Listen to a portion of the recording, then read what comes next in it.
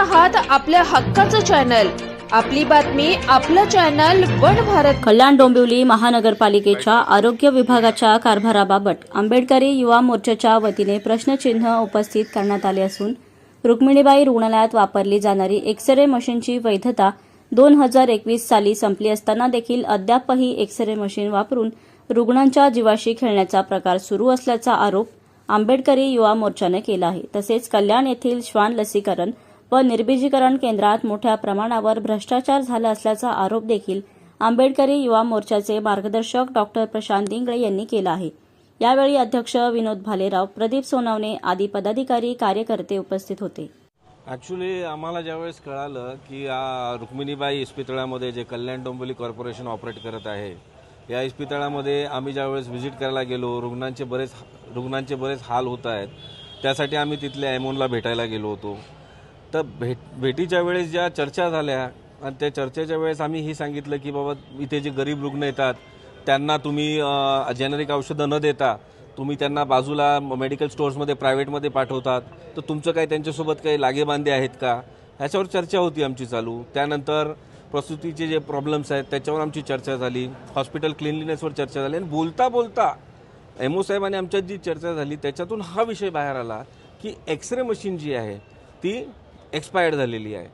मग त्याच्यानंतर आमच्या लक्षात आलं की एक्स-रे मशीन एक्सपायर्ड होणं म्हणजे हा किती मोठा धोका आहे। म्हणजे आतापर्यंत 2020-21च्या याच्यामध्ये एक्सपायर्ड झालेली मशीन आजपर्यंत जर कल्याण डोंबिवली कॉर्पोरेशन चालवत असेल तर किती रुग्ण त्याच्यामध्ये त्यांनी एक्स-रे काढले असतील आणि कितींना एक्स्ट्रा रेडिएशन्स झेलावे लागले असतील याची आपण काही कल्पना देखील करू शकत नाही आणि त्याचे साईड इफेक्ट्स बॉडीवर होत असतात। मग एवढे तज्ज्ञ मंडळी जर हॉस्पिटलमध्ये बसली आहे तर साधी एक्स-रे मशीन बदलवून तिथल्या रुग्णांना चांगली सुविधा देण्यात यावी असं कोणाच्या मनात आलं नाही आणि म्हणून मग आम्ही हा विषय लावून धरला। आणि ह्यामध्ये मला असं वाटतं की जेवढा हॉस्पिटल प्रशासन याच्यामध्ये कमी पडत आहे, हलगर्जीपणा करत आहे, तेवढंच कॉर्पोरेशनमध्ये बसलेले जे काही ऑफिसर्स असतील आणि ज्यांच्या अंडरमध्ये हे सगळे येत आहे हॉस्पिटल, ते देखील त्याला तेवढेच जबाबदार आहे।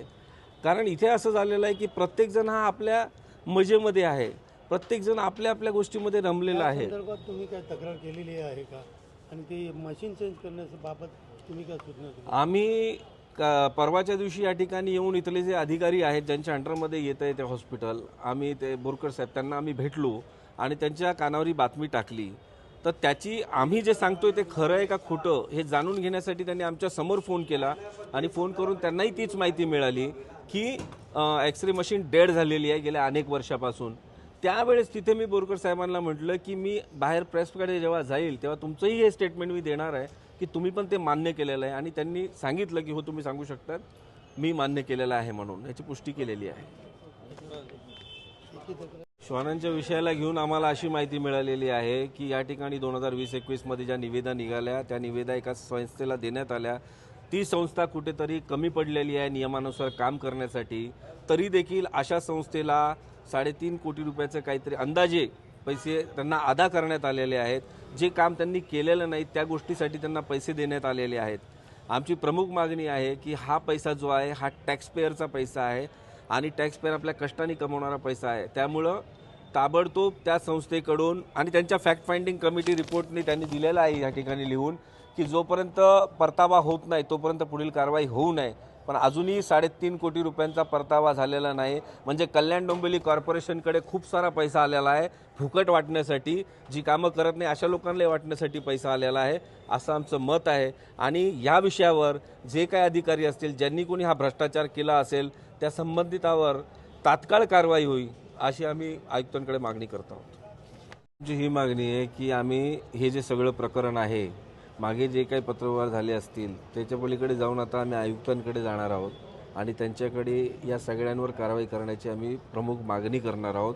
हा जो विषय आहे हॉस्पिटलचा, हा हॉस्पिटलचा विषय अनेक लोकांचा, कल्याण डोंबिवलीतील लोकांचा जिव्हाळ्याचा विषय आहे आणि खास करून जे गरीब तबक्यातली लोक आहेत जे तिथे आंधळा विश्वास टाकून येतात की कॉर्पोरेशन आमच्यासाठी हॉस्पिटल चालवतं आहे, आम्ही तिथं ट्रीटमेंट घेतली पाहिजे, हा आंधळा विश्वासाला कुठेतरी तडा चालला आहे।